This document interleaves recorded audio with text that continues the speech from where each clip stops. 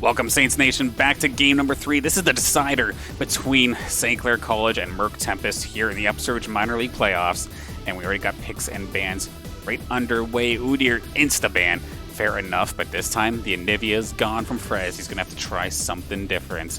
Solid start here for both of these teams, picking at the pieces that were definitely doing some damage so far in this series.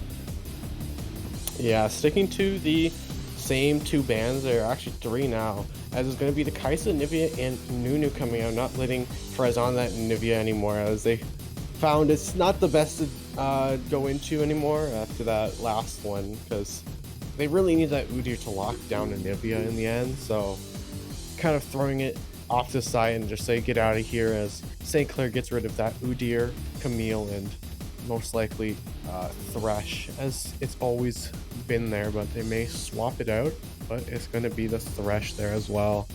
Have to see what Murk Tempest won a first pick. Actually, I didn't even realize they did leave the Seraphine up this time, as they're on that first pick rotation. So it's going to be Seraphine going into that flex position. Yeah, fair enough. Of course, they traded out their bans there with the Anivia, and of course with them being on that side gives them the opportunity for that first pick. So if you don't want to play against it, might as well play it yourself, and that's exactly what we're going to see now for the side of St. Clair. I mean, Olaf wasn't necessarily much of a factor in that first game, but second game was definitely a different story. Gotta pick it up once again. One more pick. Start things off here. Probably going to see support, I would imagine. I could be wrong, however. And of course, the other big problem about seeing an early Seraphine, that doesn't tell you anything about where that Seraphine's actually going. Like, she can flex everywhere except jungle, pretty much, right? But okay, it's very there we go. Hard to know where she's going to go, as she could go into that top lane. It's been coming up a bit, not much played in like professional or such, but mid lane support, ADC, all those are on the table right now, but have to see what they want to give away, as Leona is picked up for Mianspa once again. Support carry. Ooh. This is one of the picks I've actually was looking at, because he's a very highly played Kindred player. He has a very high win rate on it and is his most played.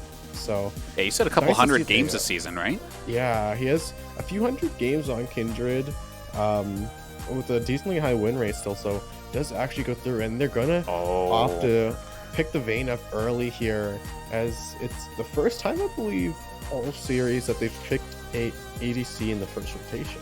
Well, they know Saints tend to ban off that AD carry in the second phase, so right before they have that opportunity, going to pick it away.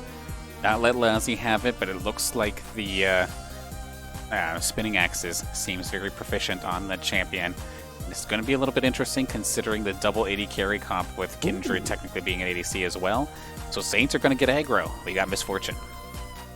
Yeah, this is one of Coach Zeddy's classic ones he likes to draft, and it's that Misfortune Leona just having so much CC where you can just lock them down on spot, and then just have that bullet time on top of it to just basically 100-0 anyone in a team fight or in solo lanes.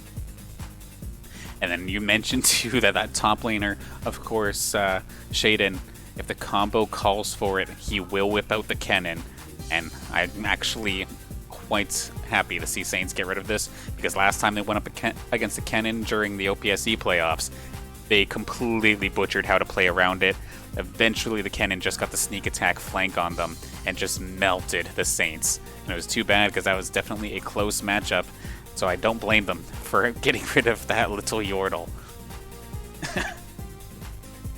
Yeah, it's going to be Nara on the other side. No, not one that St. Clair that Murk wants St. Clair to have. So how does what St. Clair want to do as the last one? I believe Murk missed a ban there, because it should have went over to them. No, I'm just not up with things. It's okay. Gonna be Syndra coming through. I thought they went back and forth already, but it wasn't.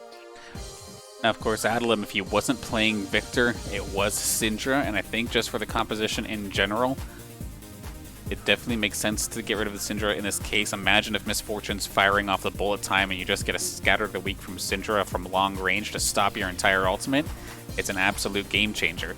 And now I like the focus here from Murk Tempest. They know Frez plays a lot of Ziggs. It may not necessarily be a strong meta pick, but you're going to chunk another champion away from him. However, this does scream Orianna to me. I want to see an Orianna here from Frez. And sure enough, being highlighted, lock it in. You have plenty of engage. This could be a devastating combo if you lock it in.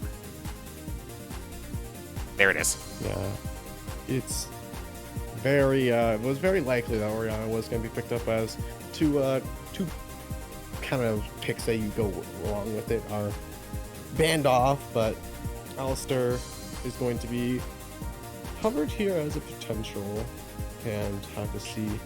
They want to opt for that Seraphine to go mid lane after all, and from the looks of things, it may actually be that Seraphine mid lane, as Alistair is locked in, but the Gragas hovered, like we were talking about. It's going to be that Gragas top lane once again. Looks like he is going to stop playing with this food a little bit there. It's going to be Shaden back on the Gragas, and then, I mean, this is just going to be protect Kindred, protect the Vayne as much as possible, and the fact that Kindred, of course, has that ultimate that prevents death is just so strong.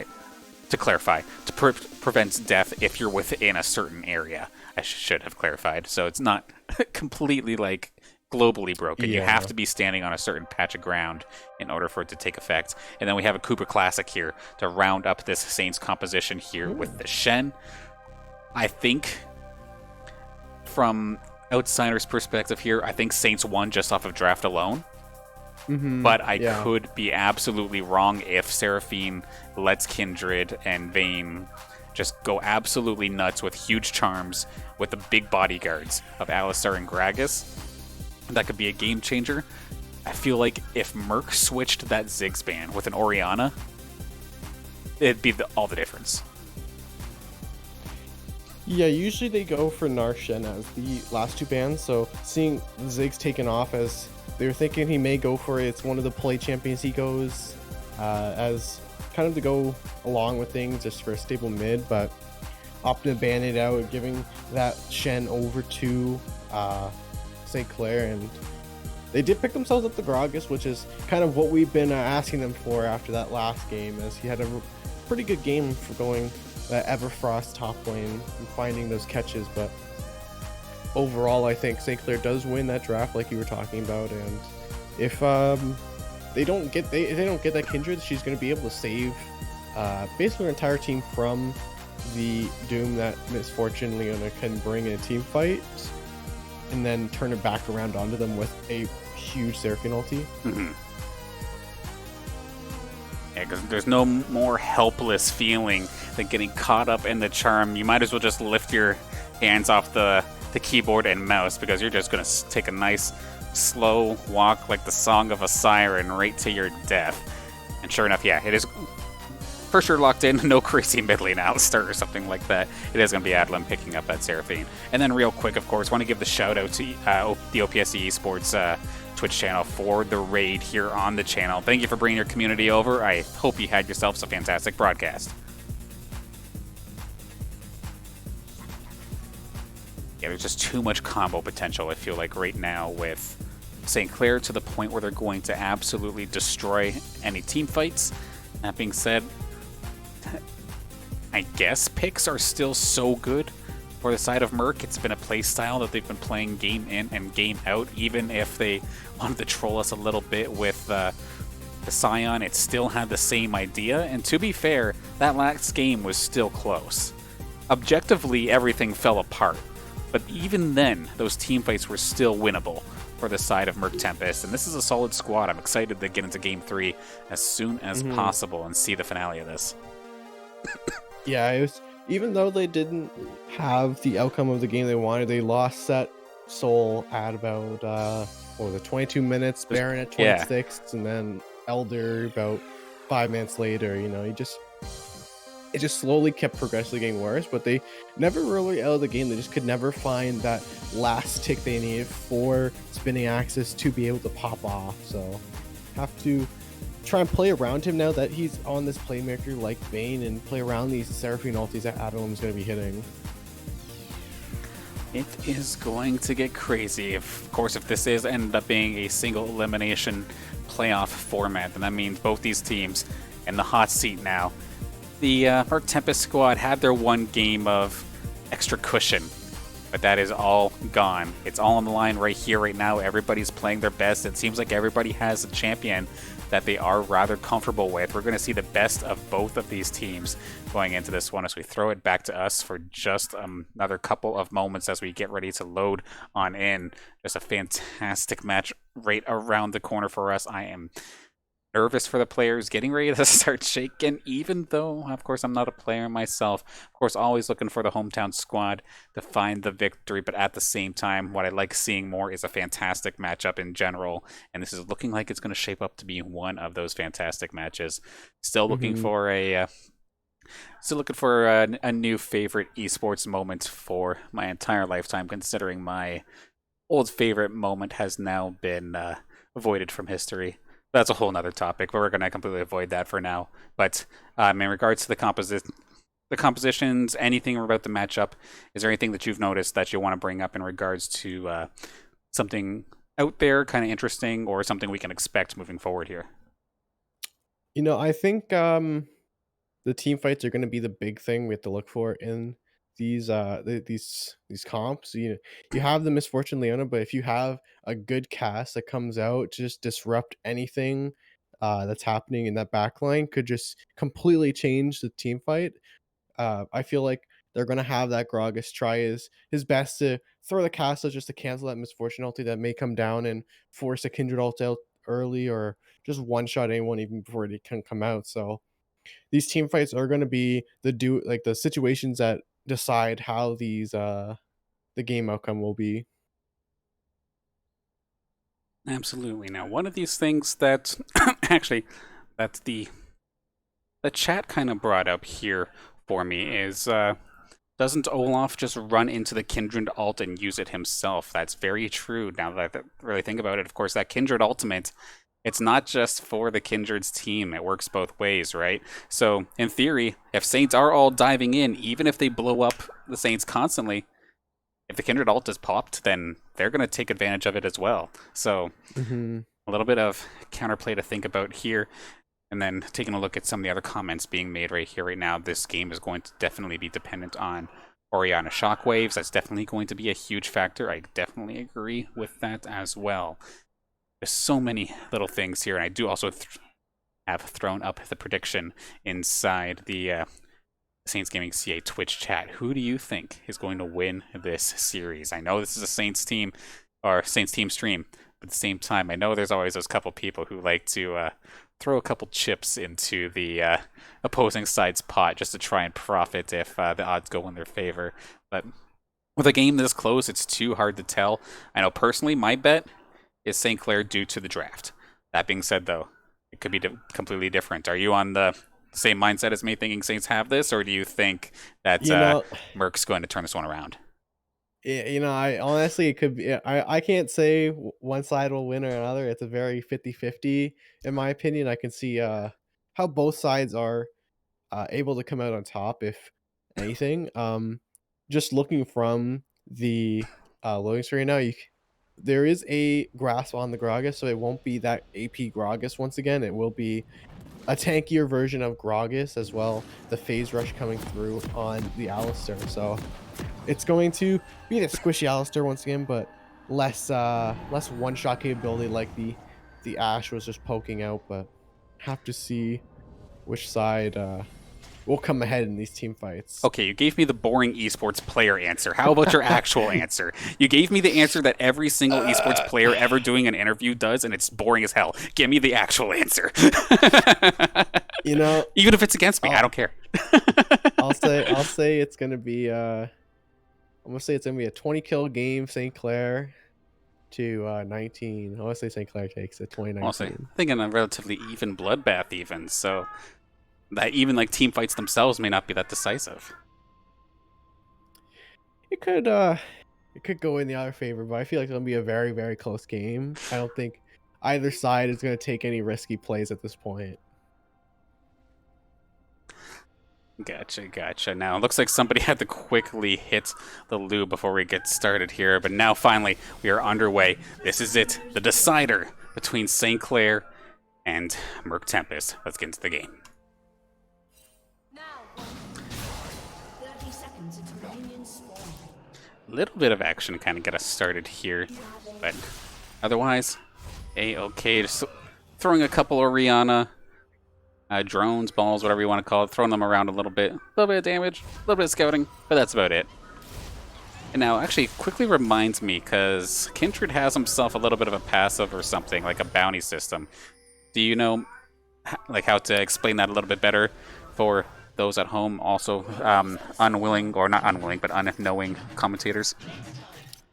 Yeah, so how Kindred works is that she has kind of a bounty system, or she has marks, what they call them, where she gets a mark on a random jungle camp in the enemy jungle or on scuttle crabs. I believe it's every like minute and a half if she hasn't taken it. Okay. And she can also put them on champions. So anytime she gets an assist within 5 seconds or a kill onto the champion, she gains a stack. And after each 4 stack, or I think it's every 4 stack, she gains a bonus 50 range, I want to say. Ooh. It's less than Senna's now, but it's Still noticeable, roughly though. between, yeah, it's between 50 and 100 extra range she gets per 4 stacks. Okay. Definitely going to be valuable as this game gets on. Of course, further from the fight you can be, the safer that she'll probably end up being. It always throws me off seeing these early jungles here for Active Force, the fact that he's down to like a quarter HP, but no, it's just Olaf farming. He's good. He's got this. No worries there. Who's going to hit level 2 first down here, however? A little bit kind of close to the Murk Tempest tower if Saints were to get 2 first, so probably won't see them get aggressive, and it was the Saints that got 2 first, so it's just going to be a bit of a passive lane, looks like so far here for St. Clair. Yeah, they do have that shove in, as it's a bit of a more of aggressive lane from St. Clair. Usually, Misfortune Leona always will win that lane, as they have such a high tempo pressure against someone like a Vayne and Alistar who can retaliate in on them. This is a bit of a skirmish in this top wave. It's pretty big if you're not careful. You're going to take a lot of damage from those casters, but Huber really shoving in this wave into Shaden. Yeah, Shen, one of those characters, or one of those champions rather, that I always forget can actually dish out an okay amount of damage early on, at least. Just able to kind of trade out a little bit. Constantly, of course, with energy, no mana, so just can keep firing off those blades, trading as best as possible. Even sometimes I've seen Shen get himself a solo kill here and there, but usually I think of Shen, usually I think of tank and no damage, that his sword is a wet noodle, but so far Cooper proved me wrong a little bit. Yeah, pretty slow start overall for both sides, as not really much going to be happening throughout the early game. No early ganks, and it's one of the unfortunate 50-50s as Kindred players who get a little bit unlucky on, as her mark can either spawn on the upper side of the scuttle or the lower, and unfortunately was on the side of Active Force, so he won't be able to get the mark on scuttle, but it will be an even trade overall, and basically just a complete line of vision throughout the entirety of that bot river. So I mean, we pretty safe.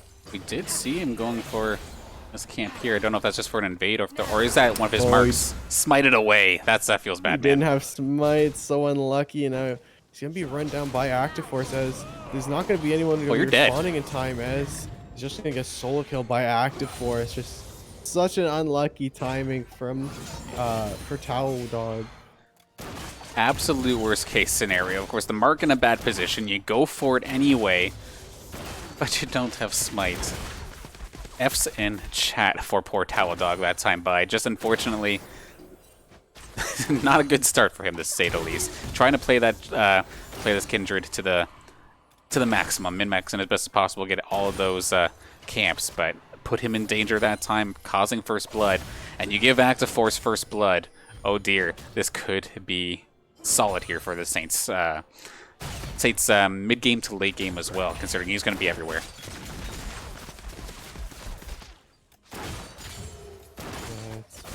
after it's just kind of just keeping the Kindred down, and that's gonna be the drag going over to the side of St. Clair as well. So Infernal not gonna be the soul this time around, which would be very deadly for St. Clair if they did get it, but gonna be Olaf having a few camps ahead and that one kill, so being able to keep ahead of this Kindred, and I don't believe she has any marks yet, so pretty far behind if I'm Towel Dog right now.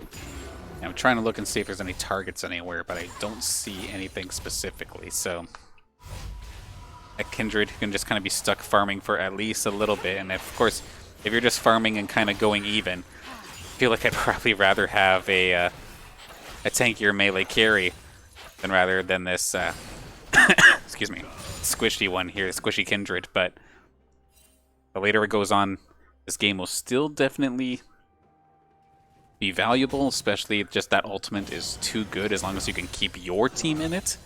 But we'll have, I say it time and time again, but we'll have to kind of see how this ends up playing out.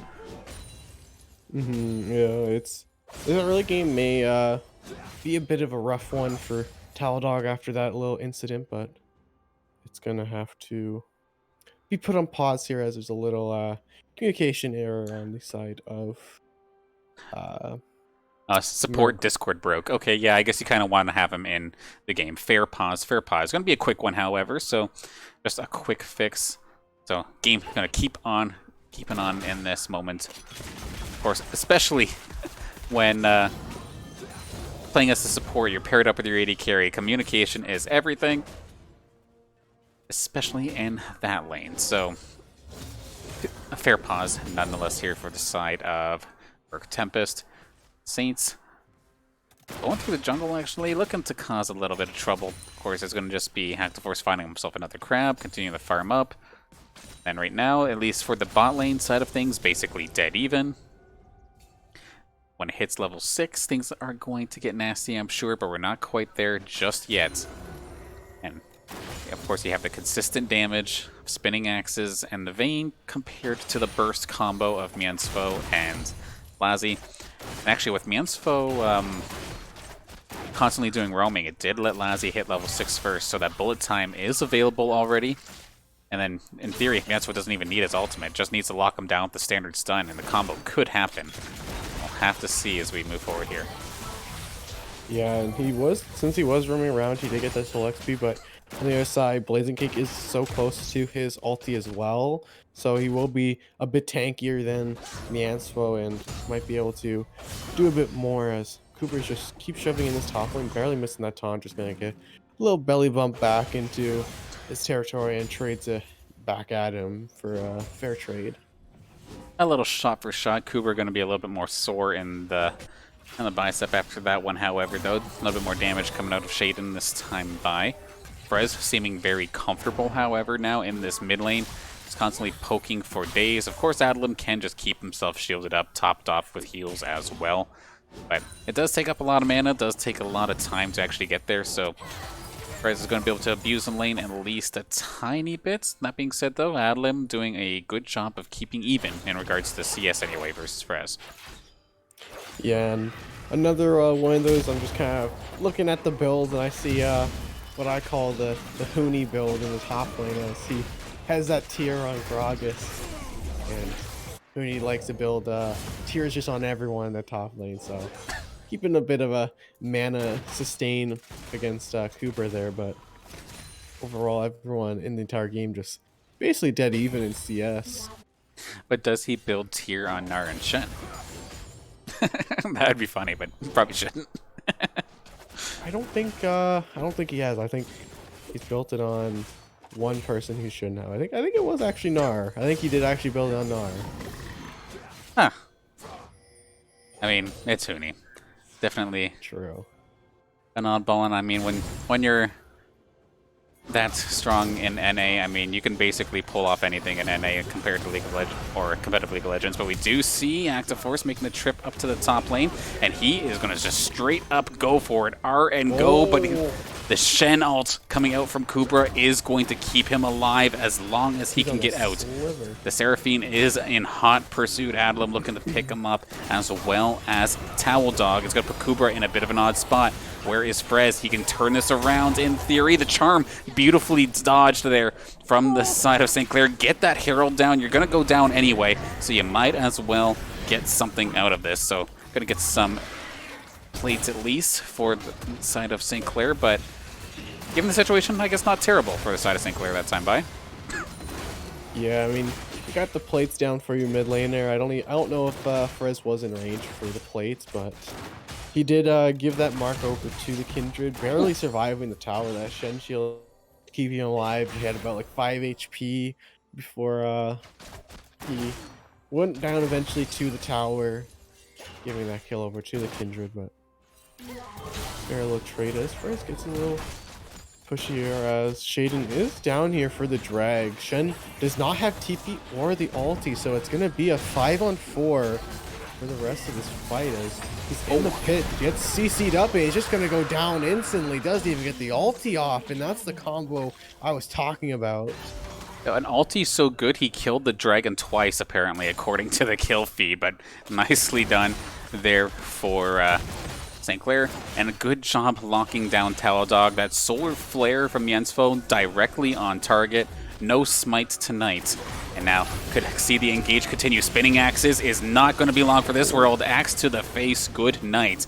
Blazing Cake still pretty worse for wear as well. Shaden trying to find something, but of course, with being a bit of a tankier Gragas is not exactly doing a whole heck of a lot of damage. Doesn't have his explosive cask until another couple of moments. The heal from Lazi, baiting this out, however. But Saints are definitely overstaying their welcome. But actually, Blazing Cake did too, and that's going to give another kill over to Lazi, sitting with 2 now after a solid Dragon Engage and a iffy but successful tower dive.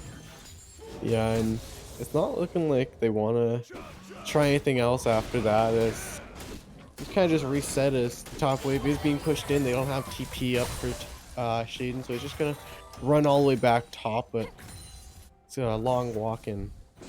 Shaden's just kind of slowly pushing this in, not getting much use out of the time he was bot lane. He could have maybe got more than what he has now, as Shaden's already back top lane, so bit of a misplay from Kubra to kind of slow push that wave, but overall a huge upside for St. Clair getting those kills. Starts spinning axes. How does that double up just do so much damage? And Lassie's just going to straight up go for it. And when you see Lassie flashing in on people, you know that this game is in trouble for your opponent. When, unfortunately, there, spinning axes has been doing fantastic this entire series, but this Vayne pick, I feel like it might have been countered out a little bit. Unfortunately there for Cooper, that taunt's just barely out of range. You gotta watch out, where is the charm from Adlam? It's gonna probably pop out at any moment here. Blazing Cake getting extremely low. That does not matter. We're gonna see it come out a little bit later, but it's gonna be right within turret range, a little bit deadly, but the ult from Talodog gonna keep them alive at least a little bit longer, but not long enough. Support carry Miansfo back on duty. Finds himself the kill onto the Seraphine. Adlam goes down. Yeah, it does find a little bit with the Encore there to draw Frez's flash out, but in the end it wasn't enough, as the Kubra's ulti on top of it just kept Octoforce alive when he went for the tower dive as well. Miansfo does find it with the Ignite, and St. Clair up about 4,000 gold along with 2 drags and only giving over 1 kill in that jungle, so a really good game coming from St. Clair. Yep, been the best start we've seen from them all series. Best lead I feel like we've seen from them all series, even at the end of game number 2. And as of right now, able to kind of run away with it a little bit. Frez buying up, gets his Smith and the Ludens there, I do believe, if I recall correctly. However, Blazing Cake, did get Gale Force canceled. Yeah, this is going to be brutal. Goes down eventually, but Frez is going to try and at least even this up here alongside Miansfo. Spinning axes just about 1 shot away. Nice hook there, but Frez is actually a little bit worse for wear. It's going to be going down here. Talodog going to pick up the kill this time by, so 2 for 1 in the favor of Murk Tempest. Yeah, Lazi just barely almost getting away there. His Gale Force just a bit too late as the Alistar combo just connect him. On top of that, Frez does commit the TP and finds spinning axes in the end, but didn't have his shockwave available at the time and does go down to the Kindred. That's always the most heartbreaking thing, right? You're trying to wait it out just long enough to get your ultimate, and as you go down, now you can use it. Definitely frustrating. But now, I mean, at least Saints are just constantly kind of shutting down Spinning Axes. Yes, Spinning Axes finally gets himself a kill, but still, going down 3 deaths already is a little bit below in regards to CS numbers, but not by as much as I was initially expecting. Still in this game, but just with the way this composition goes up against the Saints, unless Spinning Axes can just constantly follow up off of Blazing Cake or maybe the Encore from Adlam, I'm not sure how this Vayne does the work that she wants to do. As we do see Miansfo and Active Force charging on in again. Land's going to make contact. Spinning Axes already used his dash. Going to be going down again. Frez is here as well. 4 on 3 rather, as I do see the beam coming out here from Adlam. So Saint's going to get out of dodge. It's probably Dragon number 3 right around the corner, starting it already. And last time we saw Saints basically get 4 dragons in a row. They took care of it like it was nobody's business. They're on pace to do that again. Yeah, it's looking like a 21-minute soul again here for St. Clair. It's going to be that Cloud this time. It's going to be a bit of a more useless dragon for them. I mean, they are kind of a comp that just runs in and will just barely get in the scuttle there. Almost we're getting it, but just going to trade the Herald for drag as the Vayne did go down, so they can't really contest anything, and they're going to take what they can and try and get something out of it. Lots of Saints up on that top side as of right now, but more than likely just to kind of farm it up. Maybe see if Shaden's paying attention, but is in fact keeping himself safe, hiding in the bush up top for now at least. Frez still basically going even with Adlam here, even though I guess CS-wise they're even as well, but the extra kill and assist cash ain't quite enough to be able to really spike Adlam down, because I mean Orianna doesn't really become a burst mage until like super late game, I suppose. But tower dive up top is what we're looking like right now. Yeah, and they're gonna be countered by the side they're here. Murk, Tempest. They sniffed that one out before it could get a bit too dicey for them, but in the end it's gonna be them backing off, and Olaf just gonna go take another Kindred camp. Yeah, Saints Tower is all safe for the most part. Cooper gonna just come down and get up as much farm as possible. Spinning Axis trying to take this turret down, but has to worry about getting taunted under the tower. Shockwave on target, but the ultimate is gonna get popped here from Towel Dog, so at least it's not going to be available for whatever the next fight happens to be, because that ultimate takes forever to come back in. So, early in the game anyways. So, I guess a positive trade here for the Saints considering nobody went down. And actually, they catch Towel Dog once again. And Mienzo just going to straight up try to solo him. Pretty close. Solar Flare right into Lassie. Takes him down. Spinning Axes gets caught in the shop. And he is going to be taken down as well. Hand that one over. Nicely gift wrapped over to Cooper 3. I will take that every day and twice on Sunday. Thank you very much. Get me boosted up and become an absolute tanky beast. And everything is going right now for the Saints, catching them off guard time and time again. Yeah, he greeted out for the blue buff in the completely warded blue jungle there of basically what St. Clair owns now of their own map. So wasn't able to get his blue buff and pays his life for it in return, as Spinning Axes does have a little bit of a problem in that bot lane trying to 1v1 Cooper, and has Olaf just run her down as well.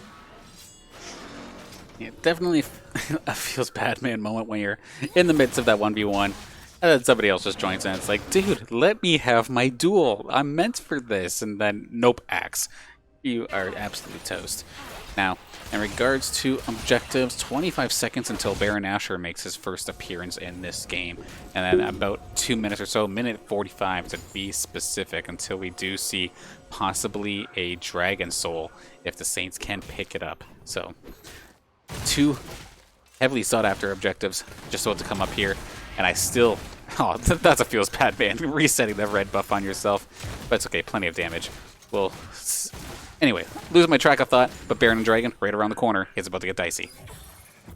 Yeah, and Kindred ulti is not up yet still for a Baron fight, so they have to be careful of that if they want to play around it, but it will be up for that Dragon in about 70 seconds, so depending on what they want in regards, if they want to give over anything, but it's going to have to be Herald dropped in the blue jungle up there as the timer did expire.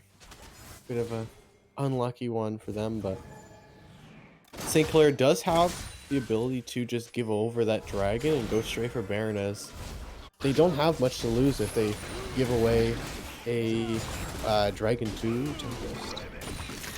Yeah, that Herald did absolutely nothing. Active 4 is just going to shred that down like it's nobody's business, which is kind of funny. Like, Towel Dog on the Kindred, he had that Herald for so long, and I felt like he was even in positions to possibly even maybe at least get one little headbutt in. They have not been best value, but it's better than just whipping it out and it dying instantly. So definitely rough, and now with Baron up and 20 seconds till Dragon, a couple of the Saints coming back freshly bought. Lazzy fully loaded as well. Ultimate in hand. The combo is ready. Let's see if the Saints can pull this one off, or if Murk Tempest can make the upset, considering they're actually significantly behind in gold for this part of the game anyway. Yeah, Drake just behind. They're instantly going to be starting it up. Lazzy and Frez are roaming down, but it seems they're just going to be conceding it. They're not really prepared for this. They set up, they cleared vision, but they just aren't ready, and in the end it's just going to be Soul going over. This is a second game in a row that Murk Tempest just concedes the Soul like it's nothing. Granted, here saying this one, the Wind Soul, or Wind Soul you said, right, is maybe a little bit not as valuable compared to some of the other ones in the game, but still, to not even challenge it is very, very odd. Yeah, you know, they kind of like set up for it. They cleared all the vision around that red jungle to prepare for it, but then in the end they just had Gragas on top side just farming. They didn't really in the end just went to farming instead of conceding or even trying anything else, so bit of a questionable one, as they just gave a free Soul over and put St. Clair one step ahead of them once again. It's just definitely unusual. They had resources. I mean, I can understand not necessarily wanting to take a 5-on-5 fight, but at the same time, I feel like you still could have done some damage. You're like relatively behind considering the part in the game, how long we are in here, but at the same time, you could have done something. It's just, I don't know. My mind is pinging me question marks right now, and Baron is now on the menu here for St. Clair. Frez going to find a little bit of chip damage on the Shaden, but you can see not going for that AP style, actually being a little bit tankier, much better at dealing with some of this harassment from the Saints. Yeah, they're really just controlling the jungle here, as Alaman does have maybe fighting off more they can chew in his bot lane, as Cooper is just basically soloing him as he flashes the Encore, kills him with the Sunfire, and that's going to be a dead Seraphine in the bot lane. This does not spell very well for the side of Murk Tempest, not in the slightest. Like, the Saints haven't even been able to really pull off their true combo as of yet. Now, the only one looking to even possibly contest seems to be Blazing Cake as of this moment. The rest of the Murk Tempest squad are nearby. Do they opt to go for it? Shaden is there. Shockwave takes care of the two tanky front members. And then Spinning Axes gets absolutely murked in the back line. We have ourselves a double Mienspo. He's trying to stop the Baron. And actually, Towel Dog popped the ultimate. He wasted the smite there. It's good. There it goes. Frey's going to finish him off. And solid job nonetheless there from the Saints. One more Kubra. You've got this. Okay, never mind. No, he doesn't. This could be a bad time. Okay, he's going to get out of dodge, of course. Grog is passive. Yeah, Grog is passive, and then Kubra. That Shen is finally attacking with a wet noodle instead of a sword. But another convincing fight. Saints lost absolutely nothing in that fight, and they're going to be able to keep on pushing. You have a Baroned up cannon minion with the rest of the minions as well, going to be able to tear through this like it's nobody's business. Take this inhib, go back, find another set of turrets to go destroy. get some items once again, and just keep pushing until this thing is gone. Or that Elder does respawn, whichever comes first, because there's about another 3 minutes or so before the Elder makes its appearance. Yeah, it's going to be another one of those games where you get a couple Barons, Elder shows up, and the game's just kind of over after that. And just, oh, I guess Frez may have got himself a little bit overzealous, and that's going to be a solid shutdown. It did go over to the Seraphine as well, so not too bad. Catches Frez on a bit of a bad back, but I guess it is what it is there. Solid job there for the side of Murk to at least scrap something here, and it's just unfortunate here for Murk Tempest. The one game that Saints are actually able to shut down spinning axes is the game that they're getting absolutely destroyed. Like, spinning axes feels like it just gets popped in every single team fight like it's nobody's business. There's just too much damage just even from strictly active force. That's another one of the big mistakes. Active force is in his hyper carry stance where he feels like he's the super fed AD carry, but instead he's just pushing R and diving right on the spinning axes every single time. So much burst damage, so much true damage that Murk Tempest can't do anything.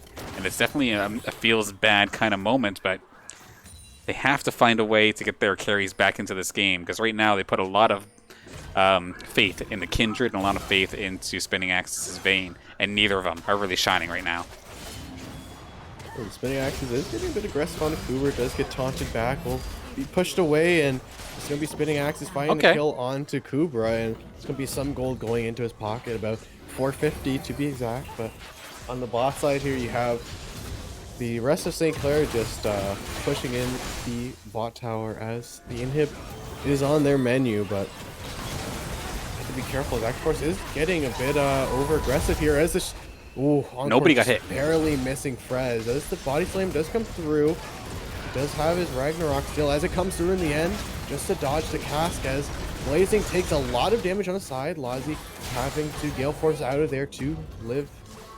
It will be another re-engage actually. The ulti coming up from Kindred as Mansfro is being the target now. And it's going to be the Solar Flow coming down. Lazi going back in. He's going to find one.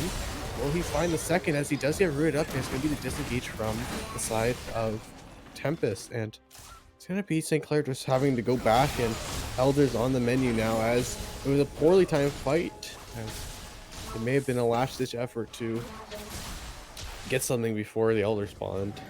And it's really rough here for Murk Tempest as well, because as much as they would want to try and contest this Elder, there are super minions in the base. They have to go back and snag that, otherwise they might come into this next fight without a couple Nexus turrets. So as if the Saints need to be any more buffed up, they are going to be just that. Elder loaded up, ready to go. Lazi, he's feeling like frontlining, and that usually means trouble. And with how far ahead he is right now, obviously not invincible. Nothing like a charm to shut you up real quick when you're feeling like you're fed. But so far, so good for the Saints. They want to hop into either the top 12 or the top 8. And it's right around the corner. It's within grasp. But, I mean, how many times have we seen a team win until they lose? Well, I don't want to do commentary curse as of yet. You know, it's hard to say if you could curse it, but I feel like Elder's just a buff. It's hard to just curse that when you just do any damage and there goes your entire team. I mean, an AP or an AD carry trying to frontline might definitely overthrow the power of a buff, but we'll have to see once again. That tower does go down. Shaden going to be the target of Active Force for just a moment. And look at Frez, just has the ball right on Active Force, ready to go. They're attacking Active Force, doesn't even matter. Just going to shield up everything. Saints just have to still travel as a unit, however. Somebody gets caught out, it could be in for a bad time. Top side, the only thing left for the Saints to take other than the Nexus itself. And it looks like they're going to methodically take care of every single lane. Push so that there's super minions in everything, so that you just get absolutely overwhelmed, like the never-ending Zerg rush that you just can't stop no matter how many siege tanks you have in the background. And we're going to see Saints take care of one more, and now it's up for this top inhibitor, and then everything's gone. And just the amount of damage coming through from Lazi and Frez on these towers, just ripping through. It's going to be 3 inhibs going down in 20 seconds before that next Baron comes up. But St. Clair is looking to look at that mid inhib once again as a good respawn. And it's gone. And yeah, there it goes. And they're going to back out and just run straight to that Baron. And I mean, it may be slow, but it's methodical. It's taking care of every possible advantage. It's getting ahead and then getting even more ahead. And this is the kind of style I'd like to see basically in any game, but especially here in League of Legends, where sometimes fights can absolutely get turned on its head at its moment's notice. And actually, Murk Tempest, they left the base. They might be looking to try and make a play, or they're just really trying to get a jump on these super minions. I'm really not 100% sure what they're doing, but there are super minions actually on the Nexus as of this moment. We're going to take a look here. Okay, they're not necessarily doing enough damage as of yet, but it was getting scary. That one super minion's right there. But it just goes to show you, leave your base for like a split second, and there was one super minion. Now you have to count them all for each lane. And then all of a sudden, you might win a fight, but your base is still dead. Like, there's so much that Murk has to worry about right now. Yeah, they're trying to get out of their base, get some little leads, but there's just too many minions. 6 minions coming each wave, now baroned up. Elder is gone, so that's a little bit of a bright side as Shaden does take half his health from 2 items from Lazius. It's big engage coming down. That's gonna be the encore finding Lazius. His Vayne does flash away. He does kite out the Olaf, but he does go down to Lazius. Ulti coming down from Kindred, he's a re-engage. Lazi does get caught out, he's gonna go down. It's gonna be Shen, the only last one alive. And this is actually the fight they've been looking for, but I don't think it's enough as Cooper does flash down. He does have the Tiamat. No, it doesn't actually. This is Omen. This is passive as well. And it's gonna be the Nexus turret's going down, and that's a lot of minions with Baron. Oh, bring the swarm, my minions. There goes the Nexus, and that is going to be St. Clair winning this 2-1. Look at that. That might as well be the Hive. The entire swarm is on the Saint side, and they are going to take this series 2-1. Well fought, but that game 3 was extremely decisive compared to the other matches that we've seen here. Saints firing on all cylinders this time by and getting all of their advantages. Good thing they did, because to be honest, that last engage was exactly what I was worried about from the side of Murk Tempest. They were so close to spinning that around. With Cooper being the last one alive, that wasn't much damage. If they strictly just tried to take that fight, but with like 1 inhibitor up, they could have easily just ran it down the other base and did some damage. But good on the Saints to actually be patient in that game, take every advantage, push forward, and secure themselves the victory, getting into the next round of the Upsurge Minor League playoffs. Yeah, and a really a very clean game from St. Clair. I felt they knew what they wanted to do. They went from bot to mid to top to Drakes to Barons and just easily just kind of ran them over and let and Tempest just kind of let them just step over or let them step all over them because they didn't really contest anything. It just felt like they were playing farming simulator all game. Yeah, and I mean there is an esport for that, but that's not League of Legends, and unfortunately there as soon as Spinning Axis had himself a hard time, had himself a bad matchup, like game 1, he went pretty neutral for the most part. He just popped off during team fights.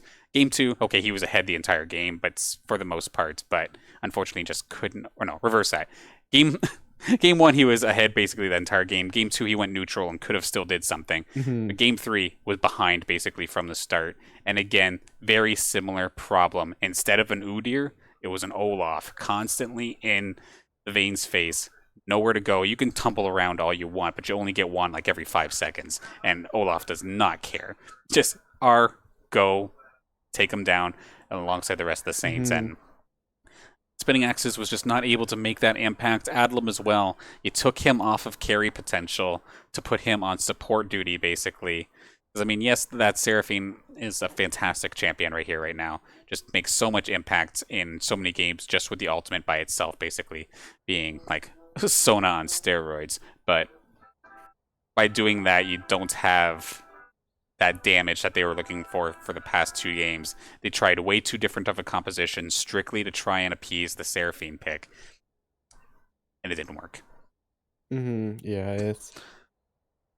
a bit of an unfortunate ending after having a pretty good first game, and St. Clair just being able to come back in the end and reverse sweep it, as it seemed the Udyr was the problem in the end, and Yeah. take him off the Udyr, it just kind of falls apart, it seems. That's the thing for Towel Dog too, right? Because yeah, the Udyr game, he was an absolute menace. Was absolutely in every single lane, making everybody have themselves a hard time, and even got a couple kills himself to be a threat in its own right, which is good because he needed to be the main tank there for that team. But Mhm. okay, Udyr's banned. We don't want it. Yeah, let's do Lilia. Okay, I have damage, but I'm squishy. Let's. Okay, I'm gonna pick my solo queue hero. Unfortunately, not going to happen. Kindred got shut down extremely early, went in for that first initial mark, got wiped for it, and it was just downhill from there. And it's unfortunate. Like Tao Dog just was basically the non-factor in that game. Shaden as well. Like I'm kind of teased him a little bit after game two because I'm like, hey, you. It felt like you were a non-factor, but at least if you were Gragas, you could press R and like mess up a team fight. Yeah. Even still in game three, he was Gragas, and sure, he pressed R, but it still felt like he did nothing in a team fight. And it was like the situation where I keep saying if Lazi has all the eggs in his basket that the Saints lose. This time it was the side of Murk Tempest putting all the eggs in Spinning Axe's basket, which granted he was playing so well that entire series. I don't blame you for kind of trying that, but it didn't work. Mhm. It just didn't work. Yeah.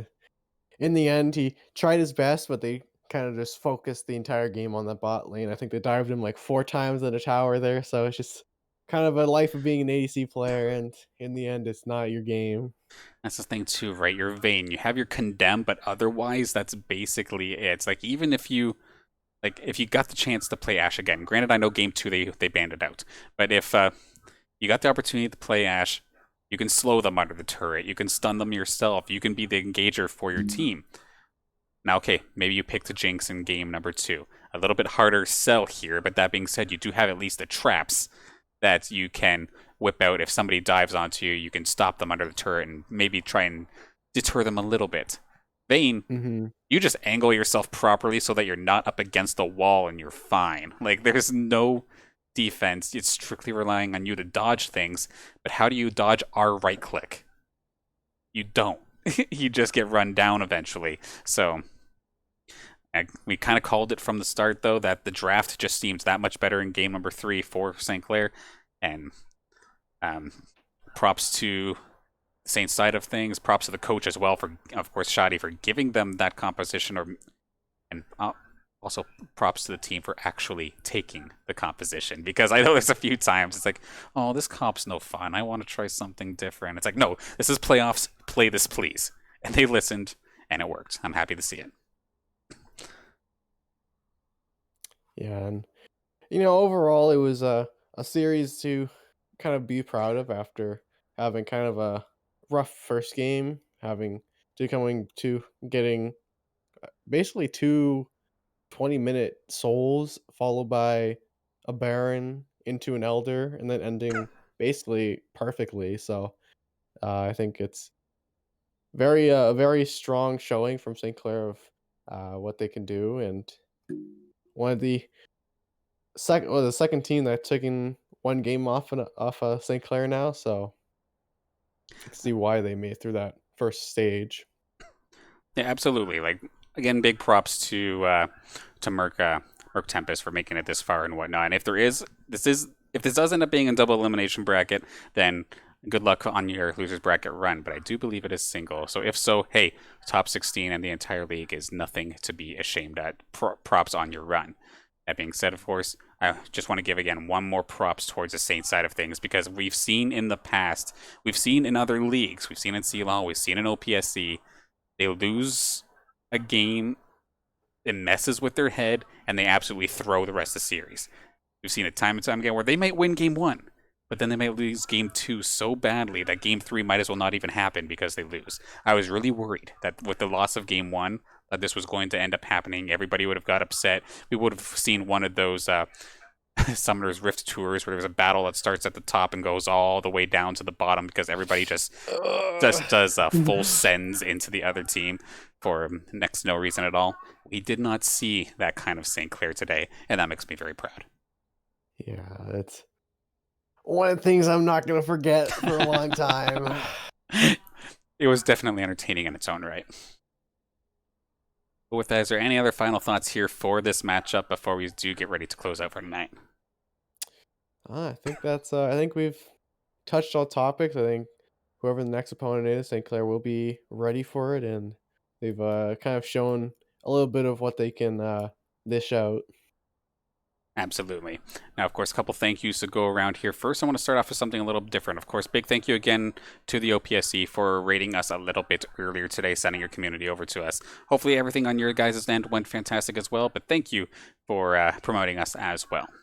And of course, a big thank you. Apologies if I do end up butchering this. Yurkos, thank you for the sub with the Twitch Prime or the Prime Gaming, whatever they call it nowadays. Thank you for your support here on the broadcast. And of course, thank you to everybody for tuning in for your support of the broadcast and joining us here tonight, supporting your squad. They pull the W out here for us tonight. It looked a little bit scary at first, but the Saints pull through, and we will see them again next week. I'll let you know exactly when we pull up the schedule. And two more from last thank yous, of course. First being the sponsors, St. Clair College, Tim Hortons, PC Outlet, St. Clair Alumni Association, St. Clair SRC, and the Zeckelman School of Business and Information Technology for sponsoring us here on the Saints Gaming, or not the Saints Gaming, with the St. Clair Saints varsity esports team. Thank you for your support there. And then Matt, thank you for joining me once again here on the commentary booth. Always a pleasure. Definitely leveling up this across this entire season. Look forward to seeing more casts with you. Yeah, it's always a pleasure being here for the league cast, and it's always a banger series whenever I'm here. Absolutely. Now, let's take a look at the schedule. The next couple matches that we'll be seeing here on the Saints Gaming stream are as follows. Tomorrow, we have ourselves a bit of a late start, 9 o'clock at night for the Collegiate R6 Rainbow Six Siege Winter Series.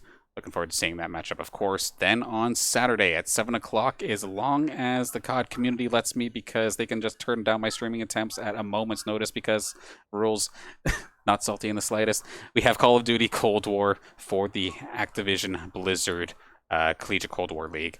Hoping we can see that action starting at 7 o'clock. Then on Sunday, we return to Counter-Strike, some CSGO basic contenders action.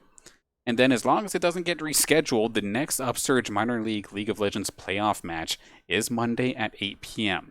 Of course, this week it got changed up a little bit due to the requests of the teams. It may happen again, but considering it is rating week / March break, we should be A-okay unless nobody's going on vacation during this time, let's be real here. So probably not.